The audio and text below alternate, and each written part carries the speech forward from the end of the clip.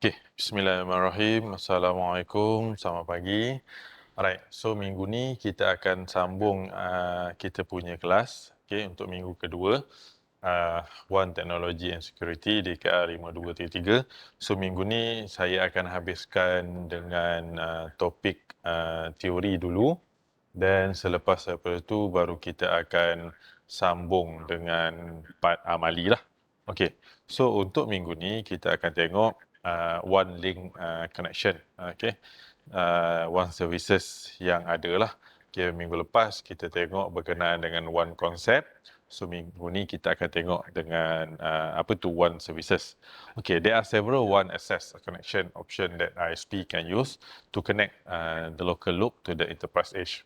Each option has a distinct advantage and disadvantages, as well as differences with technology, speed, and cost. There are two ways an enterprise can obtain WAN access.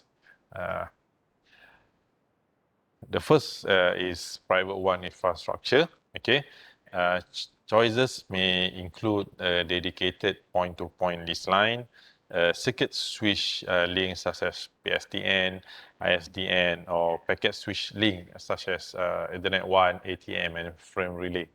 Okay, public WAN infrastructure. Okay, service provider may offer broadband internet using DSL, cable, satellite access, and so on. Data traveling between corporate site over a public WAN should be protected using VPN. Okay, so there are two types. Ada dua. Okay, ada dua kaedah bagaimana satu organisasi itu berhubung melalui WAN. Okay, melalui WAN yang disediakan oleh kita punya internet service provider, your ISP. Okay. Yang pertama kita panggil private WAN, and another one is public WAN. Okay, private WAN ni biasanya dia adalah dedicated lah. Okay, usually is dedicated point to point. Okay, sebelum ni kita tengok WAN concept. Lease line, okay, point to point, daripada satu point ke point yang lain. Okay, dia bersambung antara satu LAN dengan LAN yang lain melalui WAN ni lah, melalui point to point network. Okay. Dan dia juga ada switch network. Kita either circuit switch or packet switch network melalui PSTN or ISDN. Okay, guna frame relay or ATM dan sebagainya. Another one is public WAN lah. Okay, public WAN is usually via the internet. Usually biasanya dia punya location is far lah. Okay, from one location to another location. We will use broadband or VPN, guna DSL, cable or wireless. So our internet is an example of public WAN.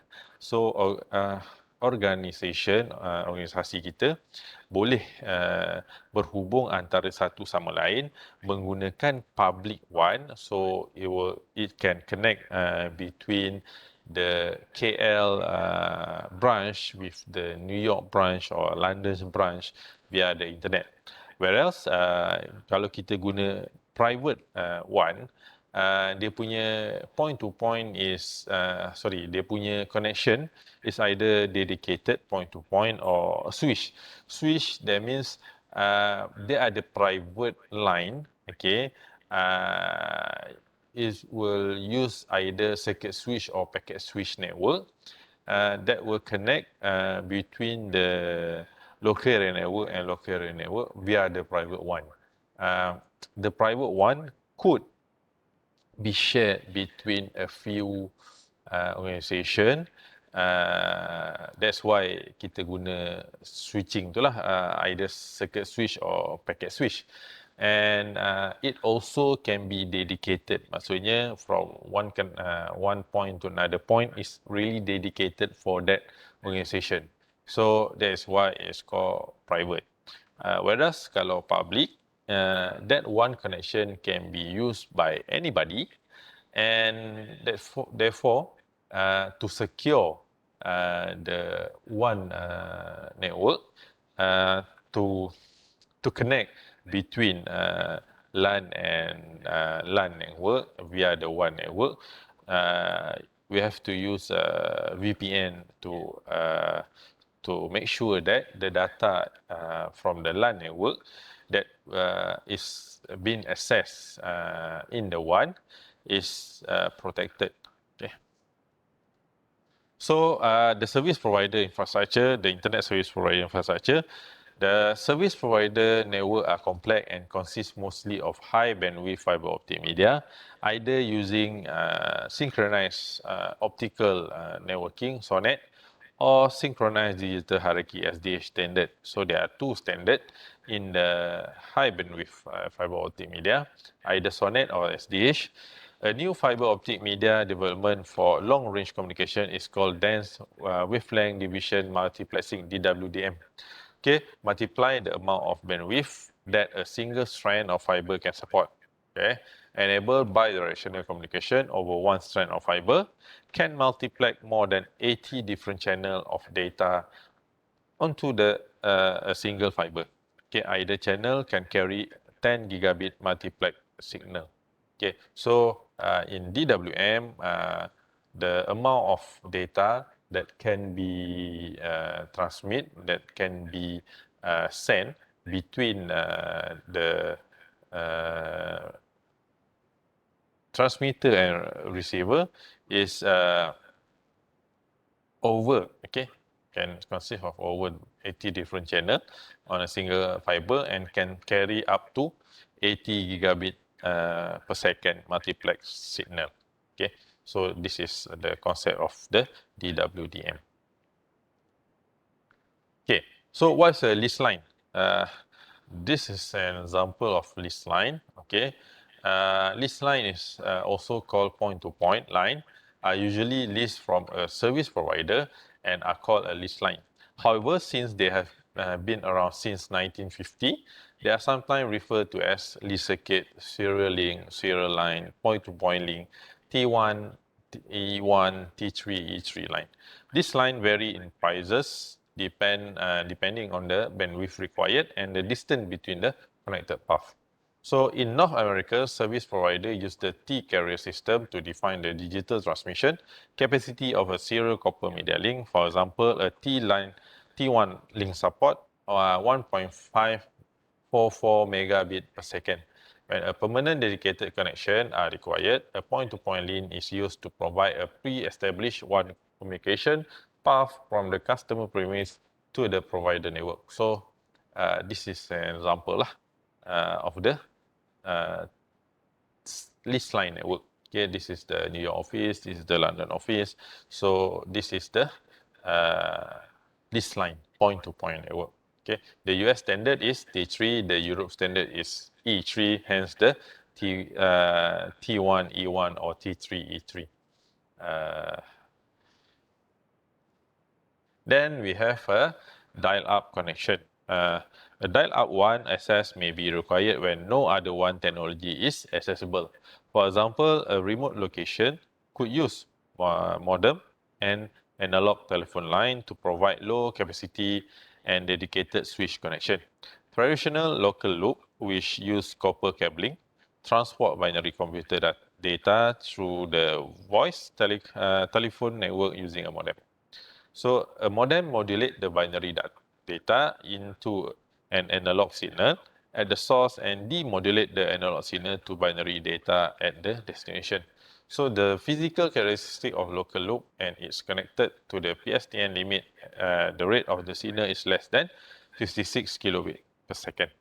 So once one built with an on-demand connection using a modem and voice over telephone network. So this is the sample dial-up. Okay, dial-up access when no other WAN technology is available.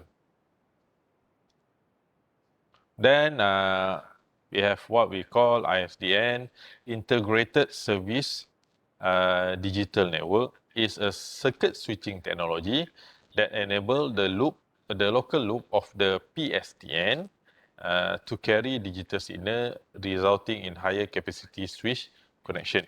Isdn changes the internal connection of the PSTN from carrying an analog signal to time division multiplex digital signal. So the TDM allow 2 or more signal or bit stream to be transferred as a sub-channel in one communication channel.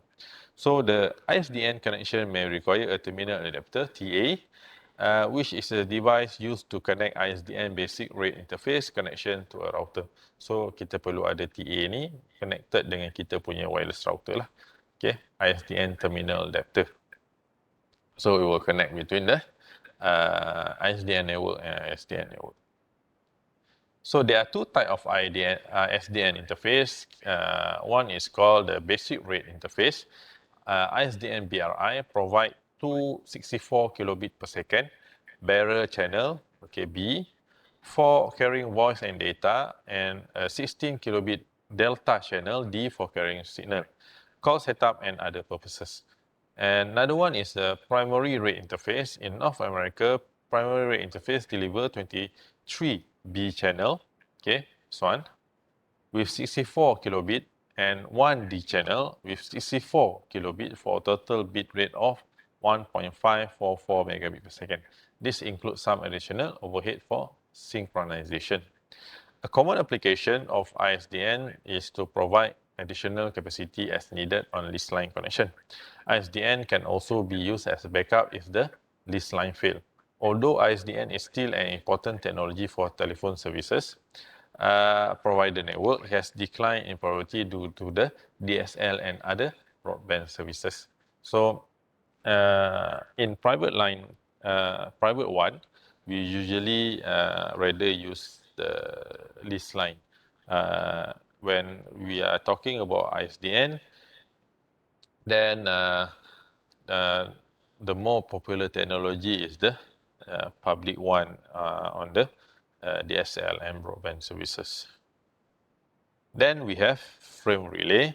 Frame relay is a layer 2 non-broadcast multi-access NBMA WAN technology used to interconnect enterprise LAN data rate of up to 4 megabit per second with some provider offering higher rate. A single router can be used to connect multiple sites using PVCs, which can carry both voice and traffic. Okay, and each router only requires a single interface, even when multiple virtual circuits are used.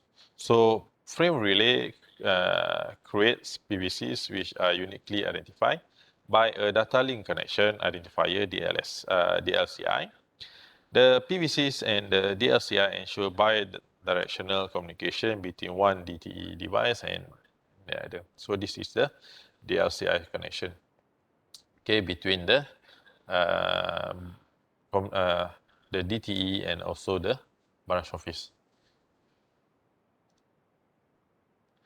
Okay. Then another one infrastructure is the ATM. Synchronous transfer mode technology is capable of transferring voice, video, and data through private and public network. The ATM is built on a cell-based architecture rather than on the frame-based architecture. Cells are always fixed length of 53 byte per second. Of 53 byte. ATM cell contains 5 byte ATM header followed by 48 byte of the ATM payload. Dia ada 5 byte header, 48 payload data dia lah. So small fixed length cells are well suited for voice and video traffic.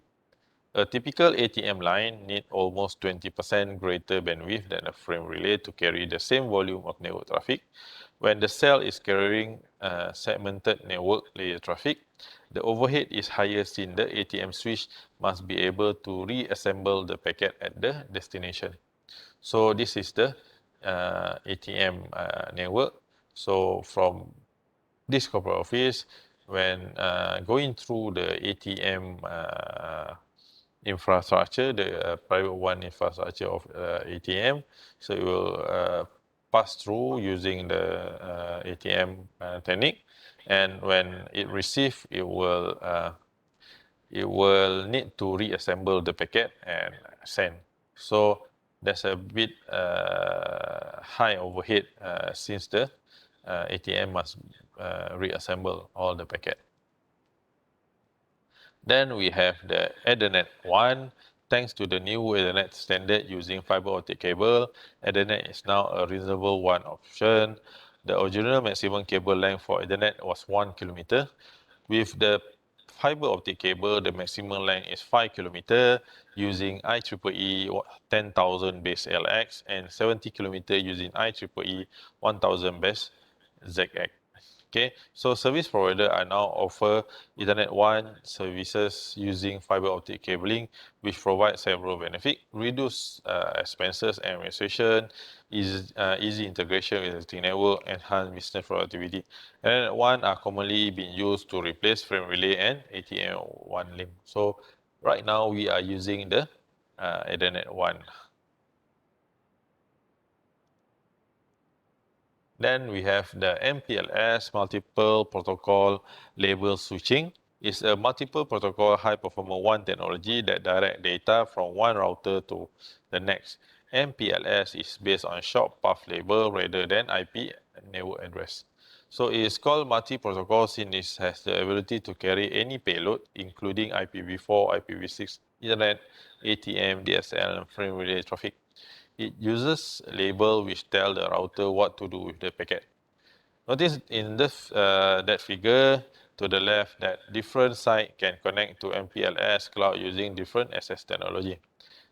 Kalau kita tengok kat gambar ni, dia boleh connect guna frame relay, dia boleh connect guna Ethernet, dia boleh connect guna T1, T1E1, T1E3. So MPLS can support a wide range of WAN technology, include the T-carrier, E-carrier link. This is the T-carrier, E-carrier link. Then the Ethernet carrier, the ATM, frame relay, DSL, and so on. So all private WAN technology discussed so far use either copper or fiber optic media. What if an organization needed connectivity in a single remote location where there's no service provider that offer WAN services? So very small aperture terminal VSAT is a solution that create a private WAN using satellite communication. So a VSAT is a small satellite dish used to create a private WAN that provide connectivity to a remote connection. The satellite is a geosynchronized orbit in space. So the signal travels approximately 35,706 kilometers to the satellite and back. So that is the VSAT. So we will transfer. Then kita tengok public WAN infrastructure. Just now is private WAN infrastructure. So public WAN infrastructure, kita tengok DSL dulu. A DSL is always on connection technology that uses existing twisted pair telephone line to transport high bandwidth data and provide IP services to subscribers. So DSL modem is required which convert an Ethernet signal from the user device to a DSL signal, which is transmitted to the central office. Multiple DSL subscriber lines are multiplexed into a single high capacity link using a DSLM at the provider location. Okay. DSL is a popular choice for IT department to support home worker. A subscriber must first connect to an ISP and then an IP connection is made through the internet to the enterprise network. So this is the worker, this is the router, connect to the internet, this is the DSL modem, connect to the DSL service provider. So this is the point of reference DSL-AM, and it will connect to the internet. So the internet will connect to the service provider, and we will connect to the head office. So DSL is an, So this is same device, so same nodes. Then we have cable. Network access is available from many cable television provider using a coaxial cable, which allow for greater bandwidth than the conventional telephone local loop. So cable modem provide an always-on connection and simple installation, nearly the same as DSL. A subscriber connect to a computer or LAN router to the cable modem, which translate the digital signal into a broadband frequency used for transmitting on a cable television network. So the cable modem termination system CMTS, which is component located at the local cable TV office, send and receive the digital cable modem signal on a cable network, and is necessary for providing the internet services to the subscriber. So yang ni macam contoh yang paling senang adalah kita punya Astro tu lah. Okay, dia ada cable modem termination, and it can also transmit the your cable network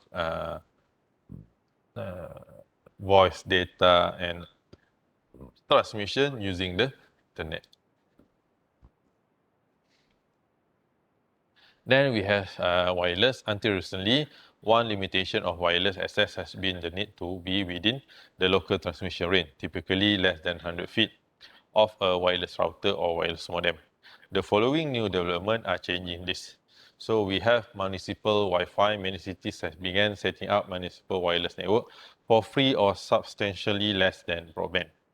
Then we have WiMAX IEEE 802.16 worldwide internet for Microsoft access, microwave access, WiMAX. It's a new high-speed broadband technology that is just beginning to come in use.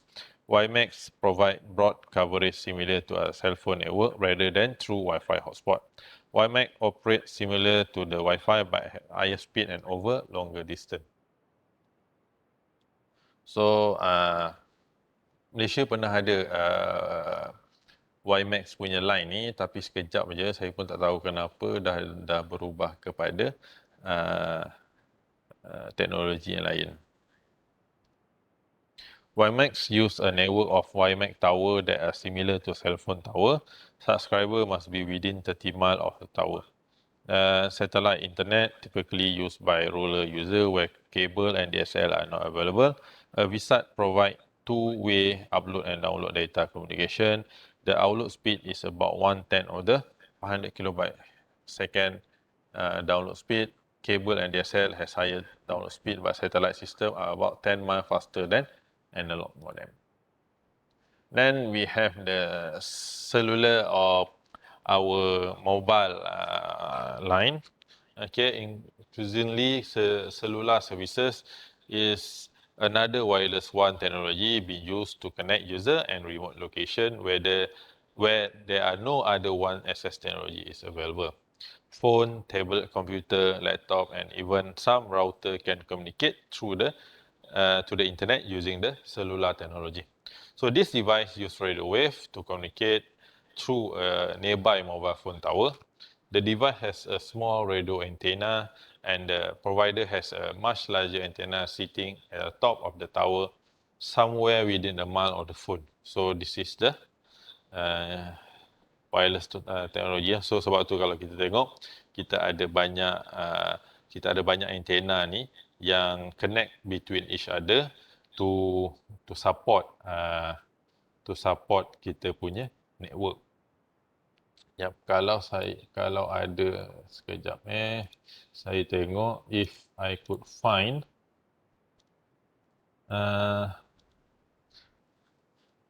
cellular tower.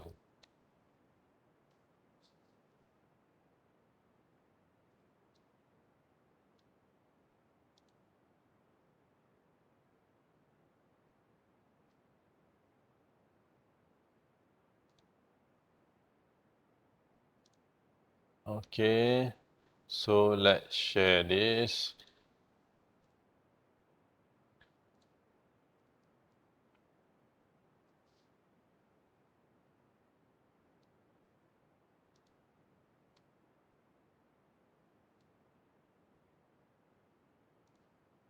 Okay, so kita tengok, this is the batu pahat ni kan. So kita tengok dekat ni tab batu pahat. Taman Industri Wawasan. Okay, so kita tengok what's the network provider over here. Ada tak Maxis? Okay, kita tengok Malaysia punya. Tak ada Maxis. Kita tengok 4G lah. Okay, so all band. Yeah, all band.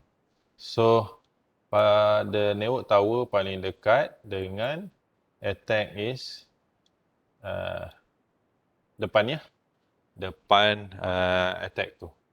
Ada satu cell tower untuk MAC. Dan if kita cari service provider yang lain, okay. So, tempat yang sama ada DG. DG ada banyak sikit, ada 1, 2, 3, 4. Okay. So, ada 4. Let's say tadi kita tengok balik MAC. Okay, MAC ada 2. Okay, kat sini tak ada. Kat sini ada 1 MAC kat sini. Ini kat surau, kat Petronas Banang. Ada 1. Okay. Kalau kita tengok Celcom. Okay, Celcom tempat yang sama dengan Maxis tu ada. Dan di belakang ni, belakang Taman Evergreen dekat Kampung Rahmat ni ada 1. And Celcom dengan Maxis macam guna tower yang sama. Celcom and Maxis uses the same tower. So, any other, okay, kita tengok U-Mobile. So, U-Mobile is using the same tower as Maxis and Celcom. Sebab tu, it's using the same tower. Tengok Unify. So, Unify, depan attack ni tak ada, dia ada jauh sikit tower dia. Sebab tu mungkin kalau siapa pakai Unify dekat area attack ni, line dia tak berapa nak kuat lah. Okay. Dan kita ada Yes 4G. Okay, Yes 4G ada. Depan attack ada 1. Kat sekolah menengah sains ada 1 tower. Of course lah, dekat sekolah mesti adanya. Dan kita ada another Unify. Ni dah tak hidup. Tak tahu ini Unify yang lama punya line kot. What is DNB? Saya pun tak tahu DNB tu apa. Dan this is kekal selamat DG. So DG ni pun tak pasti apa. My SRBN. So ni pun tak ada. So that is all. Maybe yang tadi tu semua line 3G kot. So that is all. Kalau line Singapore, I'm not sure. Detect ke tak dekat tu pahat ni. Nak test, kita boleh test R, S, S, I. Okay, Singapore. Kita tengok Singtel. Should be no tower in Malaysia lah. Okay, Starhub pun tak ada. Tapi kalau kita tengok dekat dengan border. Okay, let's see. Okay, dekat dengan border dia ada banyak lah. Dekat kampung apa ni? Kampung Pendas. Tanjung Kupang. Ada cell tower Starhub ni. So, meaning that kalau orang Singapura datang ke Iskandar Puteri pun tak ada masalah line dia. Singtel. So, sama juga. Okay, let's see how is the Malaysian signal doing near Singapore. Okay, so this is Maxis. Okay, so dekat second link ni, there's a whole lot of tower. Okay, kat sini pun sama, sini pun sama, Tanjung Langsat. Okay. Okay, tempat area saya mancing kat Kongkong ni pun ada sikit lah Maxis.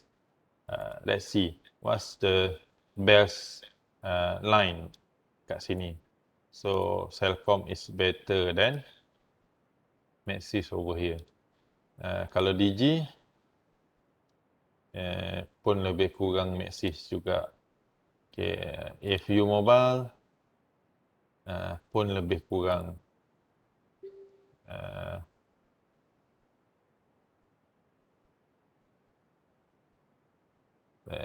Kita tengok last Unify. Adalah sikit bawah jambatan nak ke Desaru tu ada line. So that is how the mobile carrier is ISP. Mobile carrier is placed.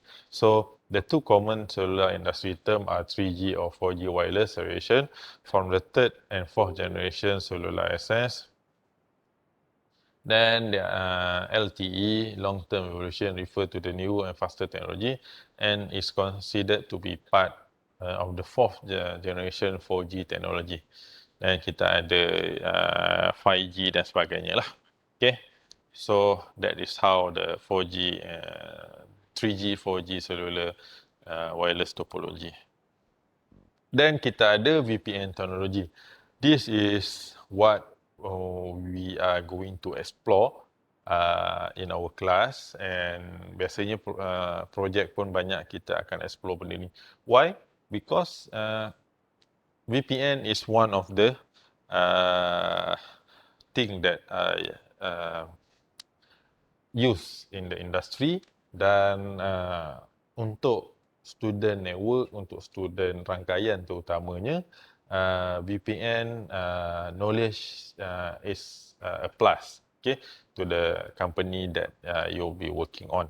So due to the security risk, VPN are needed when a teleworker or a remote office use broadband service to access the corporate WAN over the internet. Okay, a VPN is an encrypted connection between a private network over a public network such as internet. So apa sebenarnya tujuan internet, tujuan VPN ni? Tujuan VPN ni adalah untuk communicate, untuk connect between a between a private network and a public network. Okay. Instead of using a dedicated layer 2 connection such as this line, a VPN uses a virtual connection called VPN tunnel, which are routed through the internet from the private network of the company to the remote site or the employee host. So this is an example lah. Okay, kita ada company head office VPN gateway, kita ada VPN concentrator, and this is the intranet. So this is the server that we want to access. So the branch A and branch B, when they want to access the data in the intranet web or the FTP server, they will need to connect to the company head office via a VPN tunnel. So this VPN tunnel must be created to ensure that all the sensitive data in the head office server is not been accessed widely by anybody in the internet, but accessible to the authorized employee of the office. So macam mana kita nak buat benda ni, nanti kita akan belajar lah. Okay. So due to the security risk, VPN are needed when a teleworker or a remote office uses a broadband service to access the corporate WAN over the internet. A VPN is an encrypted connection between private network or public network, such as the internet. Sama je. Okay, so kalau tak ada VPN ni, apa yang kita boleh buat? Kita ada third party punya VPN lah yang kita boleh guna untuk access kepada company punya site, or even kita punya PC ke office, kita boleh cakap remote, so kita boleh remote access via a VPN tunnel from our home using a third party software to access to our device at our office. Tapi dia ada pro and con, and dia ada risiko dia lah. Okay. Biasanya kadang-kadang bila kita install apa-apa software pun, kita tak baca sangat pun dia punya term and condition, main install je. Then when we doesn't read the term and condition, kita tak tahu sebenarnya apa yang dia ambil from the usage yang kita buat dengan menggunakan dia punya software. So choosing a one link connection, one access consideration, there are many factors to consider when choosing an appropriate one connection. Network administrator must answer numerous questions, including what's the purpose of the WAN? Okay, will the enterprise connect a local branch in the same city area, or connect a remote branch, or connect to a single branch? Will the WAN be used to connect internal or external employee or customer? So, what's the purpose when we want to implement WAN in our organization? So, then what is the geographical scope? Is the WAN local, regional, or global? Is the WAN one-to-one, a single branch, or one-to-many branch? Or many-to-many. So kita kena tengok lah. Okay. What are the traffic requirement? What of the traffic must be supported? What are the quality and performance requirement? What are the quality of service that is required? So that is how the requirement that needed to be considered when we are considering a WAN. Then should the WAN be private or public infrastructure? Depend on how we want to connect and use the WAN. So for private WAN, should it be dedicated or switched? For public WAN, what type of VPN access is required? Which connection option are available locally? What's the cost of the connection? Semua tu perlu diambil kira lah. Okay, so for WAN concept and WAN consideration, the services, that is all. Okay, next week kita akan revisit kita punya DCP, okay, DCP version 4, DCP relay and so on. Then the next following week kita akan tengok ACL, netting and sebagainya. Tapi dalam masa yang sama nanti kita akan tengok how we are going to implement that on the real device lah. So kita akan pakai packet tracer 8.1 and also we will see how the connection is done in the real equipment. So that is all. See you guys next week. Thank you very much. Assalamualaikum.